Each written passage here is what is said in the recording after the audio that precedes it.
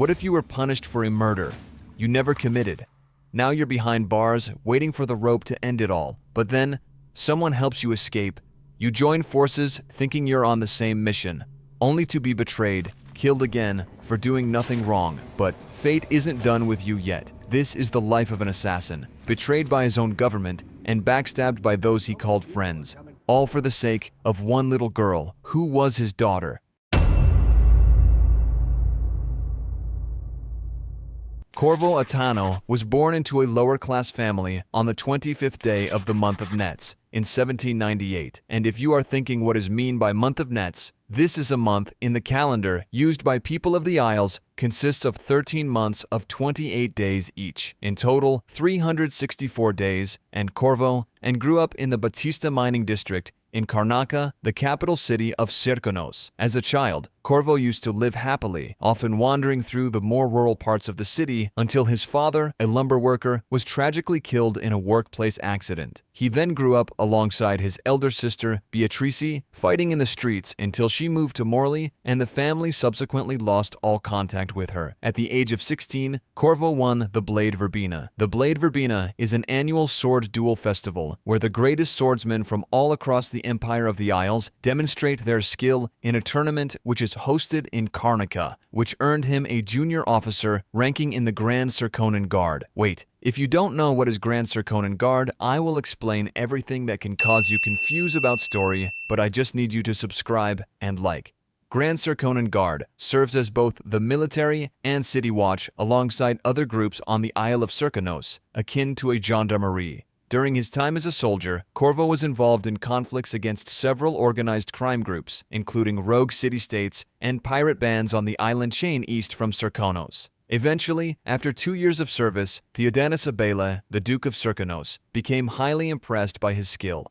And on the 28th day of the month of Rain, Corvo was sent to Dunwall to serve the Emperor Euhorn Kaldwin as a diplomatic gift. On his last night in Karnaca, he danced and drank until dawn, celebrating his new position and his skill as a swordsman that had given it to him. A few months after his departure to Dunwall, Corvo learned about the passing of his mother Paloma. A few weeks after he had left Karnaca, a year later, Corvo was chosen to serve as royal protector to the Emperor's daughter, Jessamine Kaldwin, which in the process gave him a higher social status. Corvo since loyally served Jessamine as her personal bodyguard, courier, and spy. Corvo and Jessamine secretly became lovers in 1823. However, their lasting closeness did not go unnoticed by the general public, and rumors to that effect circulated throughout, while several people, including Lydia Brooklane, Trevor Pendleton, and Anton Sokolov mentioned the affair to Corvo. It was never publicly acknowledged. 4 years later, Emily was born from their relationship, though her paternal parentage was initially kept secret. Despite this situation, Corvo maintained a strong bond with his daughter, and often publicly interacted with her in a familiar and affectionate manner. Corvo secretly began training her sword, fighting with wooden sticks.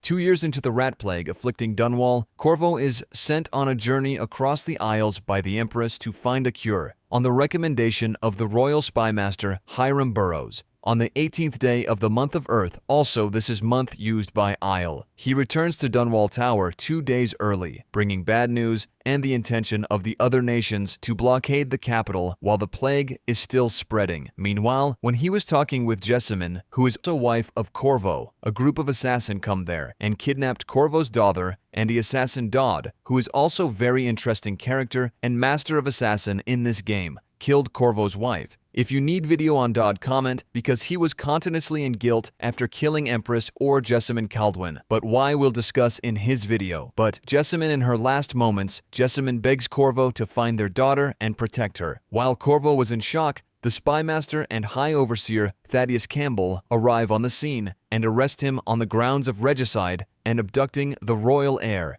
Corvo spends 6 months in Coldridge Prison, tortured by his accusers. Who was elected Lord Regent by the Parliament, decides to execute Corvo, despite not forcing a false confession out of the latter. On the eve of the execution, Corvo escapes Coldridge with the help of the Loyalists, a group claiming to be faithful to the Empress but not with Corvo. They bring him to their hideout at the Hound Pits pub and reveal their plans. to destabilize the new regime by striking at the Lord Regent and his allies, find Emily, and restore her to the throne of the Empire. He is also given tools and a mask crafted by Piero Joplin to assist him in his missions while concealing his identity. On the night of his arrival, Corvo is visited by the Outsider in a dream, granted his mark, and gifted with supernatural abilities. If you are thinking who is Outsider then, the Outsider is a powerful supernatural being who exists outside the normal flow of time and reality. He's like a god, but not the kind that demands worship. Instead, he observes humanity, whispers in the ears of the desperate, and grants powers to people who are about to change the world,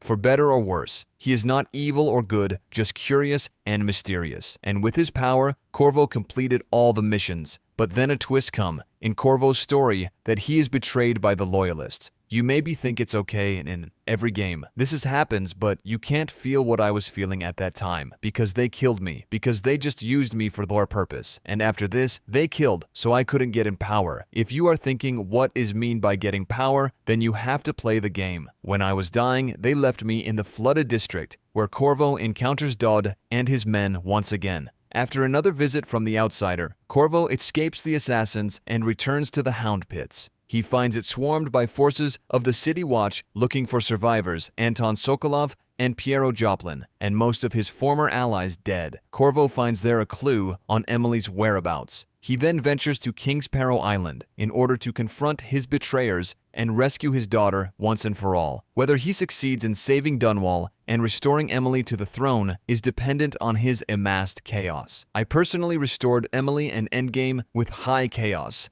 so this was for today. Tell me comment in which next character we should go deep.